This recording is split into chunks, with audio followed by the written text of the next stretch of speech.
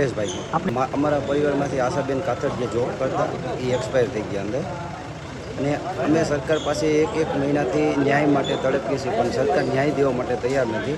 આજે અમારે રોડ ઉપર ઉતરવું પડ્યું અને અમારો ત્યાંથી અટકાયત કરી અને અમને તાલીમ ભવનની અંદર રાખવામાં આવે છે. અને અત્યારે પણ અમારી પાસે અમને કોઈ પૂછવા માટે હજુ સુધી નથી આવ્યું, અને અમને એવું નથી લાગતું કે હવે હજુ પણ સરકાર પાસે ન્યાયની અપેક્ષા અમને જરાય નથી.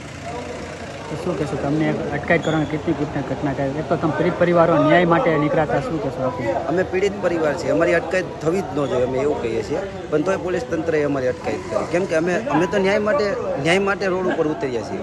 અમારે તો બીજું કાંઈ સરકાર પાસે માંગવાનો કોઈ અધિકાર નથી, અમારે ન્યાય જ જોઈએ છે ફક્ત ને ફક્ત. તોય અમારી પોલીસે અટકાયત કરી.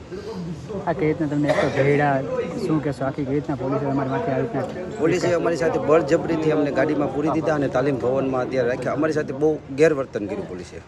તમારી આગળની રણનીતિ શું હશે? અમારી આગળની રણનીતિ એ છે કે અમારે ન્યાય જોઈએ છે, ફક્ત ને ફક્ત ન્યાય માટે અમે લડીએ છીએ. અમારે બીજું કાંઈ નથી જોતું સરકાર પાસે. તોય અમારી સાથે આવું કેમ એમ પીડિત પરિવાર સાથે?